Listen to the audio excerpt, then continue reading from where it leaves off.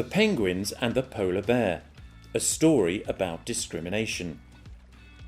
The penguins lived in a beautiful and shimmering penguin palace carved out of ice. They'd made it over many, many years, with each generation of penguins patiently carving new chambers, tunnels and slides with their beaks, and smoothing the walls with their powerful flippers. Everything was a perfect penguin fit, and perfectly penguin functional for their sleek penguin bodies. Then, one day, it began to melt.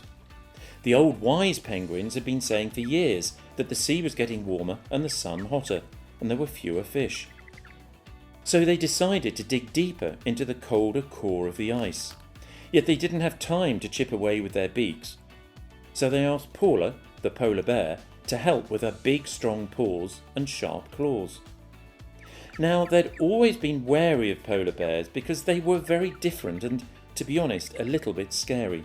However, now the penguins needed Paula's help. After all, her strength was the perfect fit for their problem. The trouble was, she didn't fit. Literally, she was too big to get through the front door. So they made a new big hole for her to enter around the back, so that the beautifully carved entrance didn't have to change. Even then it was a bit of a squeeze. Then they discovered that the internal doorways and stairs and slides were all too narrow, and the beautifully translucent ice floors weren't strong enough, so when she stepped on them, they collapsed. So the penguins said to Paula, "Look, we've made a back door just for you, and we really want you. However, we can't change all the doors and strengthen the stairs and reinforce the floors. So please, instead, can you lose some weight? Make yourself lighter and less big. If you can do that, then this can still work." Paula felt terrible. She was so sorry she'd become a fuss and had damaged the palace, and she really wanted the job.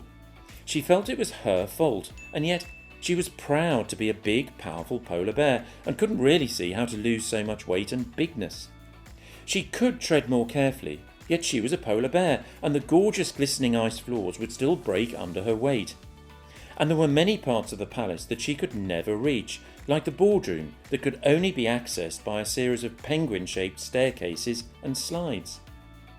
Paula began to feel she was a burden, was a trouble, and felt concerned and then consternation that she didn't seem to fit at all. Sometimes she felt that some of the penguins were laughing at her behind her back because of her size.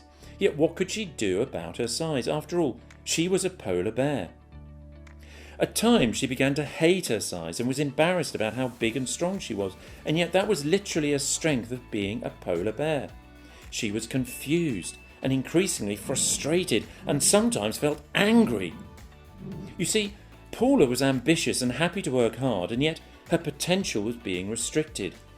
Maybe this wasn't the right place for her after all.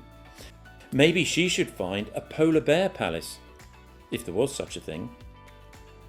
When she raised these concerns, some of the penguins seemed supportive, and yet others made her feel uncomfortable and too polar bear-y. Sometimes she wished she was a penguin. That made her even more confused and very sad. It didn't seem fair. It didn't seem right. It wasn't. So Paula roared out, "Row!" And as she spun around in frustration, she knocked over and shattered an ice statue of the penguin who had built the palace in the first place. The sound was heard even in the boardroom, where it made Peter, a senior penguin who was only vaguely aware of Paula's problems, sit up and take note. He found her and listened to her story and recognised that Paula was not the problem, that indeed she was the solution. Peter then realised the palace had been too penguin-y for too long. So he asked Paula to speak with her polar bear friends and other animals to see what could be done. Several days later, Paula returned with William Walrus and Sammy Seal. William's massive tusks could carve out ice chambers big enough for any animal, even faster than she could, and Sammy Seal had found a new, better and colder location that wasn't melting. So Peter and Paula set up a team of 2 penguins, 2 polar bears, 2 walruses and 2 seals to agree a plan to make short-term improvements to the palace that would allow all animals to live there temporarily, whilst they also specified plans for a brand new palace in the new site designed for all the animals. And to move on together with a new mindset, the new palace would be called the Ark. Now, most penguins could see this was good for everyone and embraced the way forward.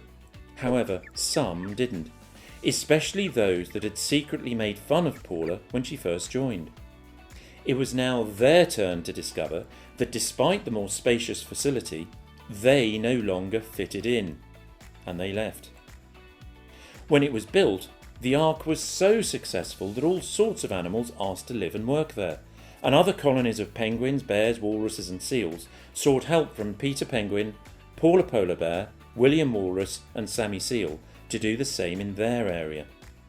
And when Peter moved on, Paula took over as the big boss, and she fitted the role perfectly. Please also see the article Important Messages from the Penguins and the Polar Bear Fascinating Fable.